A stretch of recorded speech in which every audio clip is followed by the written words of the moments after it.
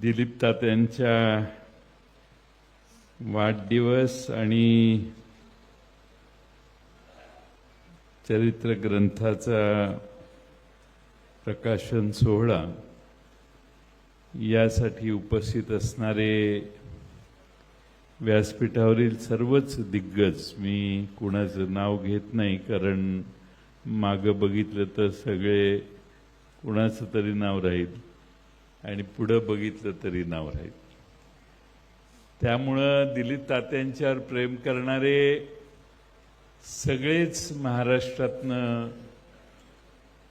आज या ठिकाणी आलेले आहेत. दिलीप तात्या हे व्यक्तिमत्व असं आहे की एकदा संबंध आला तर त्यांना कोणी विसरू शकत नाही. एवढं प्रॉमिनंट, आग्रही आणि डायरेक्ट असं व्यक्तिमत्व फार कमी असतं. मनात येईल ते बोलण्याचा स्वभाव शेवटपर्यंत टिकवणं हे सोपं नाही. मी राजकारणात 20 संपत आलो. त्यावेळी माझा स्पीड हा प्रचंड होता आणि त्यावेळी अंगात एवढं ॲग्रेशन होतं. एखादं मतदान चालू असेल तर जाऊन थांबवायचं, एवढंही काम मी केलेलं आहे. मी फार ॲग्रेसिव्ह होतो. पण जसे दिवस गेले, जसा कालावधी गेला तसं तात्यांचं ॲग्रेशन टिकलं, माझं हळूहळू मऊ झालं. मी माझ्या आयुष्यातली पहिली विधानसभा लढवली. त्यावेळी घराघरात जाऊन प्रचार केल्यावर मला लक्षात आलं की साखर कारखान्याचं वर्तुळ फार लहान आहे, त्याच्या पलीकडे जग फार मोठं आहे. आणि 2 वर्षांनी मी साखर कारखान्याचा राजीनामा पाठवला. राजकारणामध्ये अनेक चांगले, वाईट, कटू, संघर्षाचे दिवस मागच्या 40-41 वर्षात आम्ही सगळ्यांनी पाहिले. पण दिलीप तात्यांनी कायम पुढे येऊन प्रत्येक लढाईमध्ये प्रत्येक लढाई लढण्याचं काम केलं. हे आपल्या सर्वांना मान्यच केलं पाहिजे. कोणाला अंगावर घेत असताना समोर किती मोठा आहे याचा विचार दिलीप तात्यांनी कधी केला नाही. बरोबर बरेच जण असतात पण समोरच्यांना अंगावर घेण्याचं धाडस हे सहजासहजी कुणात नसायचं. ते दिलीप तात्यांनी प्रत्येक लढाईत आमच्या दाखवलं. हे दिलीप तात्यांचं सगळ्यात मोठं वैशिष्ट्य. अजित घोरपडे साहेब तिकडे बसलेले आहेत.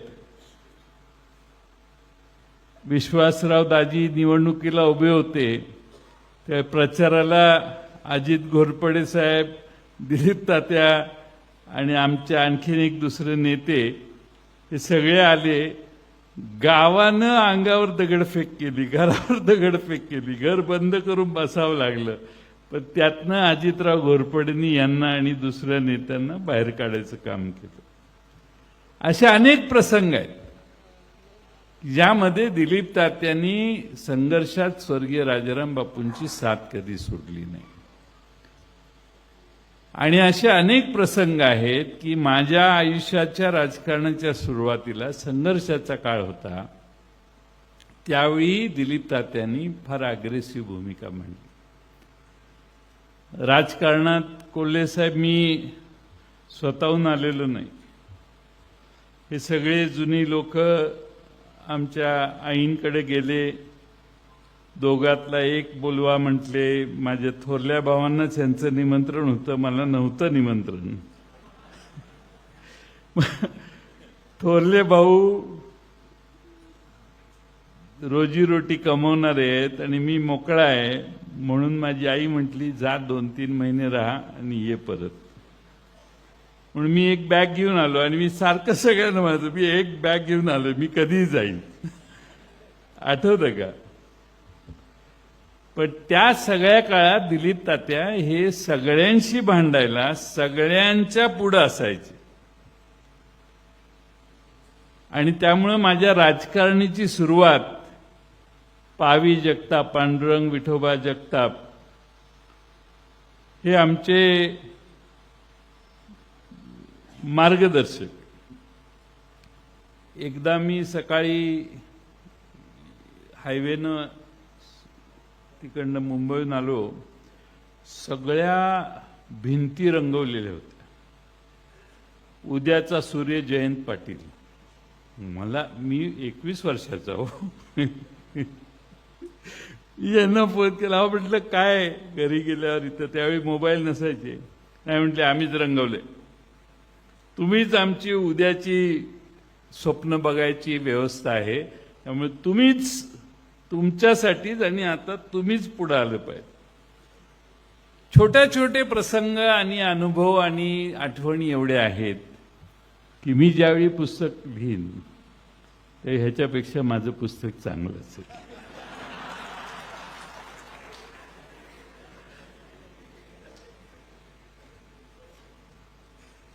मी मगाशी तात्यांना, कोल्हे साहेबांना म्हटलं, अशा स्टोऱ्या आहेत की आम्ही दोघं सांगून, तात्यांना फार जुन्या गोष्टी माहिती आहेत, आम्ही दोघं सांगून एक सिनेमा जर काढला तर सिंहासनाच्या धापट चांगला चालेल.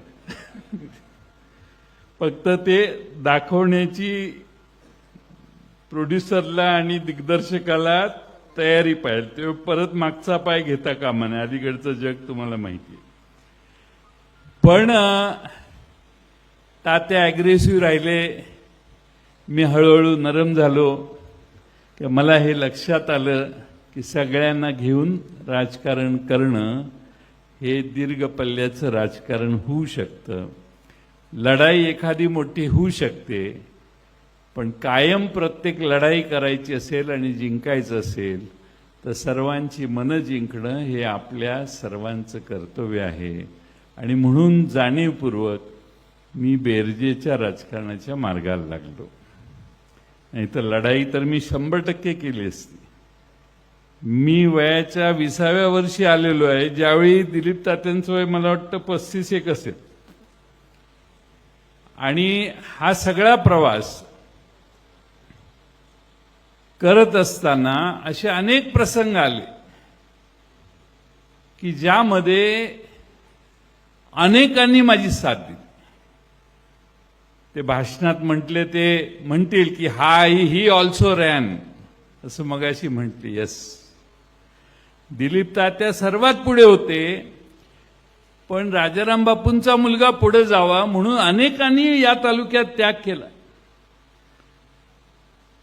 तुम्हाला कोल्हे साहेब सांगतो, एवढी विलक्षण शिंदेसाहेब माणसं या तालुक्यात होती, त्यांची एवढी प्रचंड निष्ठा राजाराम बापूंच्यावर होती.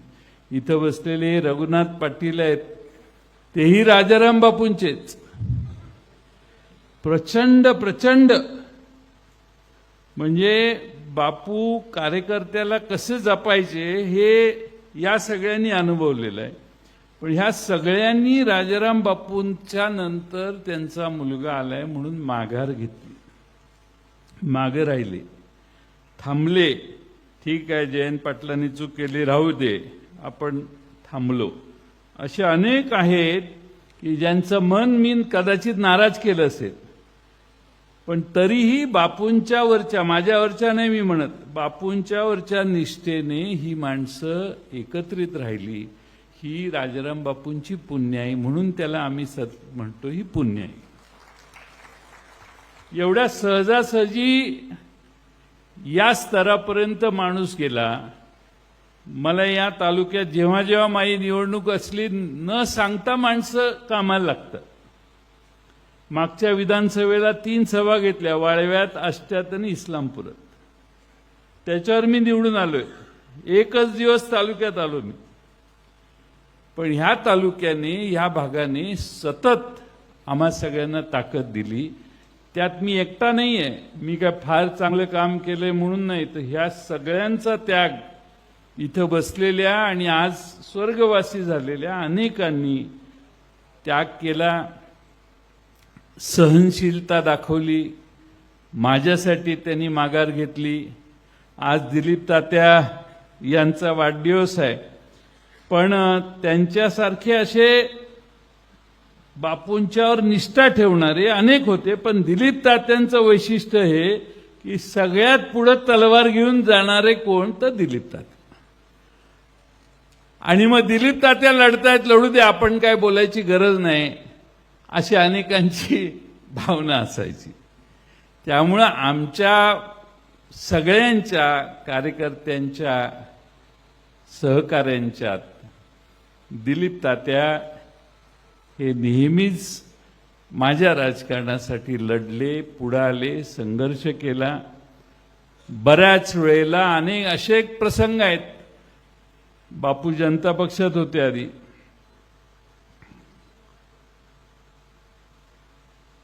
एक वर्ष आम्ही ठरवलं राजकारणात जायचं नाही. स्वर्गीय वसंतराव दादा 3 वेळा मुंबईला आमच्या घरी आले, काठी टेकत टेकत यायचे.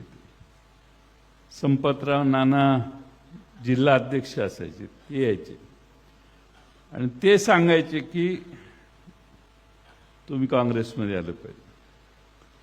त्यावेळी ज्या हुज्जती व्हायच्या चर्चा, मग डी.जी. पाटलांचं नाव मला घेतलं पाहिजे, आपल्या रामराव देशमुखांचं नाव घेतलं पाहिजे, बाबासाहेब पाटील पण त्यावेळी असायचे, किंवा विश्वासराव पापा असायचे, दाजी असायचे, विश्वासराव दाजी. ह्या सगळ्यांनी मान्य केलं की बापूंच्या मुलाला आपण आता पुढे करायचं. काहींना मान्य नव्हतं, हळूहळू त्यांनी मान्यता दिली. पण आम्ही संघटना काय असते या सगळ्यांनी एवढं चांगलं काम केलं. युवक मेळावे दिलीप तात्या घ्यायचे, युवकांची शिबिरं व्हायची. राजेश पायलट एकदा इथं आले, त्यात फोटो आहे दिलीप तात्यांचा आणि राजेश पायलटांचा. राजेश पायलट AICCच्या दिल्लीच्या मीटिंगमध्ये जाऊन सांगितलं की काँग्रेस पक्ष जर आपल्याला वाचवायचा असेल, म्हणजे वाढवायचा असेल, तर वाळवा तालुक्यातली काँग्रेस कमिटी कशी चालते हे तुम्ही जाऊन बघून या. मला पवारसाहेब पाटणला आले होते 4 दिवसांनी, मला म्हणते त्या राजेश पायलटवर काय जादू केली जयंत. म्हटलं काय झालं. ते लय कौतुक करत होता तुमच्या काँग्रेस कमिटीचं. सांगण्याचा मतितार्थ असे अनेक सहकारी सवंगडी आपल्याबरोबर राहिले, काही बाजूला गेले, काही परमेश्वराकडे गेले. पण या सगळ्या प्रवासामध्ये दिलीप तात्यांनी अतिशय खंबीरपणानं मला साथ दिली. भावाप्रमाणे माझ्या मागं ठामपणाने राहिले आणि त्यामुळं अनेक कामं सुकर झाली. अनेक कामं ही आम्हा सगळ्यांना संघटितपणानं पुढं करता आली. आज ते म्हणतायत मी निवृत्त झालो, पुस्तकातही शेवटी लिहिलेलं आहे निवृत्त झालो. पुस्तक वाचण्यासारखं आहे. फिडेल याचा अर्थ निष्ठा, आणि निष्ठा ठेवली तर काय होतं हे पहिल्याच पानावर लिहिलेलं आहे.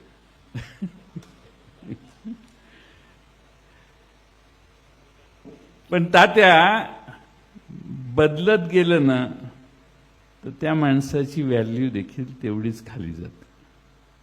निष्ठा नाही ठेवली तर माणसाचं महत्त्व कमी होतं. निष्ठा विचारांची असली पाहिजे आणि निष्ठा माणसांची पण असली पाहिजे. त्यामुळं निष्ठावान नसलेले अनेक जण आले आणि गेले, नावं कुठं घेतात लोक. तुमच्या वाढदिवसाच्या, तुमच्या पुस्तकाच्या प्रकाशनाला एवढे आणि बाहेर अनेक जण का थांबले. हा निष्ठावंत माणूस आहे. तात्या काय बोलतो हे ऐकायला देखील या ठिकाणी माणसं आली. आणि निष्ठेला तात्या फार किंमत असते. पद मिळेल न मिळेल, मला काय आता लगेच किती वेळ लागतो, त्यात काय अर्थ आहे. निष्ठा मलाही कळते, तुमच्या ज्या वेदना आहेत त्या माझ्याही मनात वेदना आहेत, तुमच्या मायाबद्दल आहेत.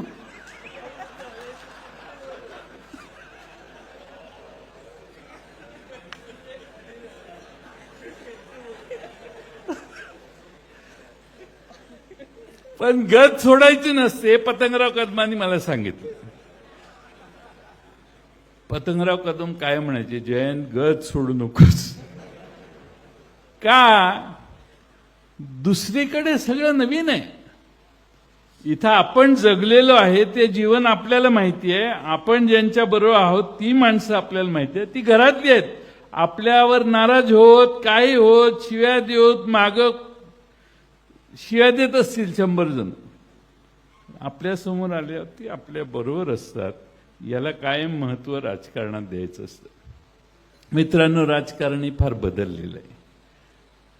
राजकारण हे निष्ठेने, तत्वाने, विचाराने होण्याचा काळ मागच्या 10 वर्षात संपलेला आहे किंवा कमी झालेला आहे. पण असं समजू नका की आता परत असं कधीच होणार नाही. असं समजू नका की आता हे अशा पद्धतीनं राजकारण चालणार नाही. या सगळ्या परिस्थितीवर दिवस जात असतात, हा त्याचा उपाय असतो. टाइम चेंजेस, कायम हे लक्षात ठेवायचं. आपण जेवढे ठाम असू तेवढी परिस्थिती बदलत जाते. आपण जर परिस्थितीप्रमाणे बदलायला लागलो तर त्या परिस्थितीत आपण वाहून जातो, मग परिस्थिती कधी बदलत नाही. आपण जर ठाम असलो तर परिस्थिती चेंज, टाइम बदलत असतो तात्या. त्यामुळे हे निवृत्ती बिवृत्ती हे याच्यावर फुली मारा, कळलं का? This is not allowed in our party. इथे मी हुकुमशाही आहे माझी, मी म्हणेल तेच होतं. पण हे यांनी परस्पर कारभार केलेला आहे आणि ट्विट करून निवृत्ती घेतली. आता शशिकांत शिंदेंना सांगितलं हे तुमच्यासाठी माणूस दिला. शशिकांत शिंदे डबल स्पीडनं काम करणार.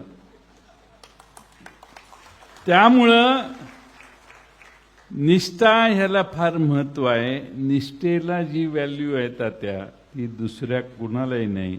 त्यामुळे पहिल्या पानावर तुम्ही लिहिलेलं वाक्य दिसतंय ताई, दॅट्स रॉंग. निष्ठा कधी कधी बुडल्यासारखी वाटते, पण पूर येऊन गेल्यावर त्या निष्ठेकडेच लोक बघतात, हे कधीही विसरू नका. आपल्याला सगळ्यांसारखं व्हायचं असेल तर उद्या सकाळी काय रोहित,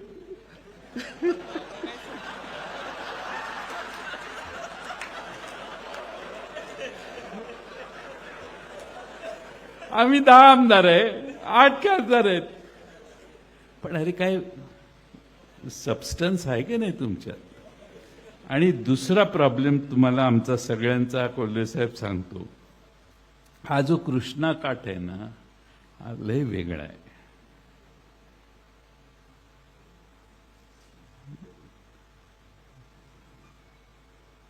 यांच्या भुईंचे वीर किसनवीर तिथं पासून आपले क्रांतिसिंह नाना पाटील ते शेवट या नदीचा होतो सांगलीच्या वसंतदादांच्या तीर्थापर्यंत.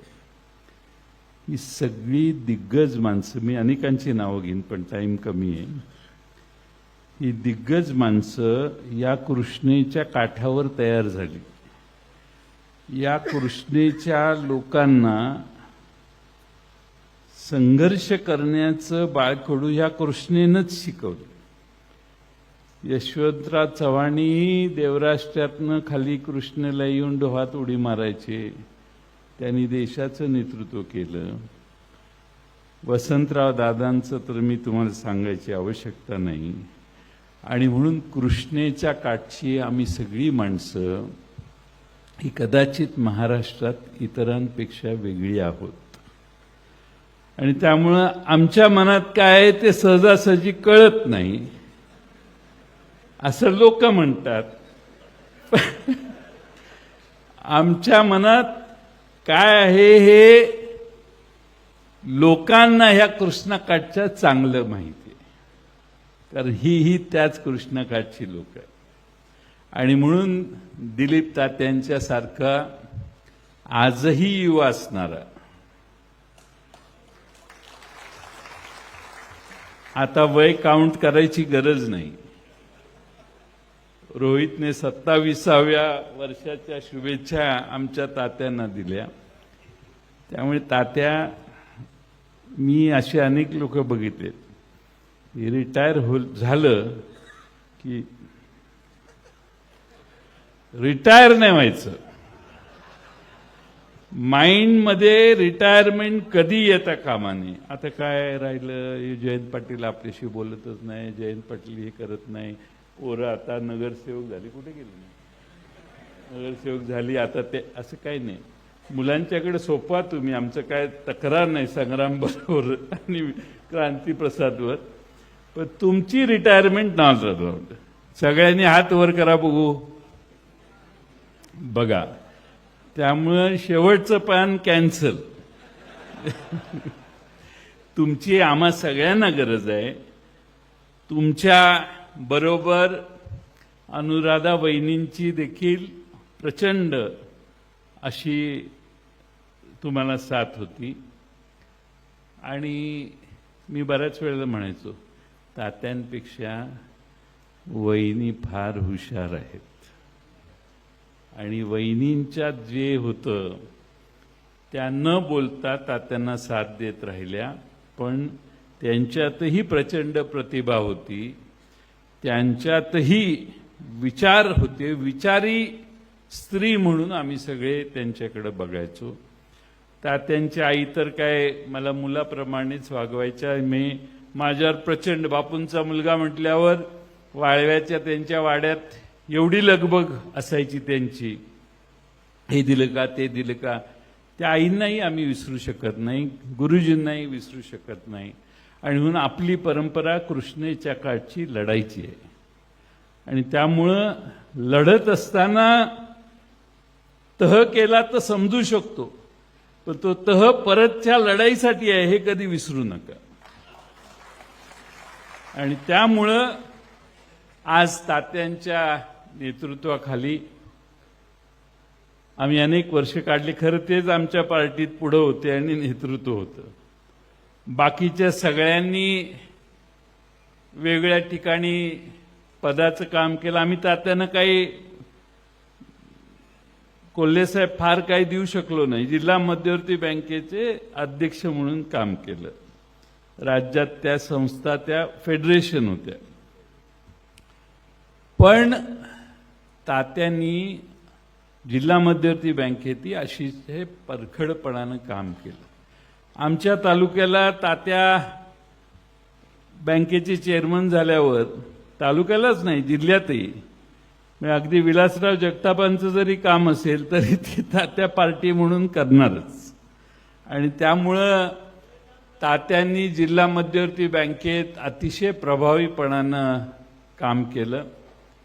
आणि आज आपल्या सर्वांच्या समोर हे फिडेल हे पुस्तक आपल्या सर्वांच्या समोर प्रकाशन त्यांनी केलं. वाचण्यासारखं आणि त्यांच्या जीवनातल्या अनेक हे चांगलं झालं. शेवटी तुम्ही, मी त्या लेखिकांनी तुमच्याबद्दल नाराजी व्यक्त केली, तुम्ही डाऊन प्ले केला, कारण पुढे आपल्याला अजून एकदा लिहायचंय. त्यामुळे त्यात बाकीचा उर्वरित कालावधी येईल. पण एक अतिशय चांगलं पुस्तक तात्यांनी या ठिकाणी आपल्या समोर आत्मचरित्रात्मक लिहिलं. त्याचा प्रकाशन सोहळा करण्यासाठी आमच्या पक्षाचे प्रदेश अध्यक्ष शशिकांत शिंदे साहेब सगळे कार्यक्रम बाजूला ठेवतो म्हटले आणि मी येणार आहे म्हटले. मी येतोच म्हटले. बाळासाहेब पाटलांचा आणि तात्यांचा जुना अनेक वर्षाचा स्नेह आहे. रोहित पाटलांच्या वडिलांचाही तात्यांचा फार जिव्हाळा संपर्क फार चांगला होता. आमचे अजित घोरपडे तर तात्यांच्या बरोबर राजकारणात बरेच वर्ष एकत्रित काम केले. आदरणीय शिवाजीराव नाईक साहेबांनी देखील तात्यांची सगळी कारकीर्द बघितली आहे. मागच्या अनेक आमचे अशोक स्वामी इचलकरंजीहून आले आहेत. या सूतगिरण्यांची संघटना जी आहे त्या तात्या लीडर, त्यानंतर अशोक स्वामींच्याकडे ती धुरा आहे आणि महाराष्ट्रातल्या सगळ्या सूतगिरण्यांना मदत करण्याचं काम ह्या दोघांनी फार वर्ष केलं. आणि त्यामुळे अशा अनेक गोष्टी आहेत की ज्या मी आपणा सगळ्यांना सांगून आपला वेळ घेणार नाही. आपली कमिटमेंट आहे 7 वाजता ह्या दोघांना कोल्हापूरला जाऊन विमान पकडायचे आणि म्हणून मी जास्त वेळ भाषण करत नाही. पण हे सगळे दिग्गज मान्यवर इथं आले, त्यांचं मी आभार मानतो. आभार कोणीतरी नंतर मानणारच आहे. पण तात्यांना मी दीर्घायुष्य ते व्हावेत, त्यांची शरीर प्रकृती ठणठणीत राहावी आणि त्यांचं मार्गदर्शन आपल्या सगळ्यांना, जिल्ह्याला आणि आमच्या राजकीय पक्षाला देखील सतत मिळत राहावं अशी परमेश्वराकडे मागणी करतो आणि तात्यांना वाढदिवसाच्या मनपूर्वक शुभेच्छा देऊन माझे 2 शब्द पूर्ण करतो.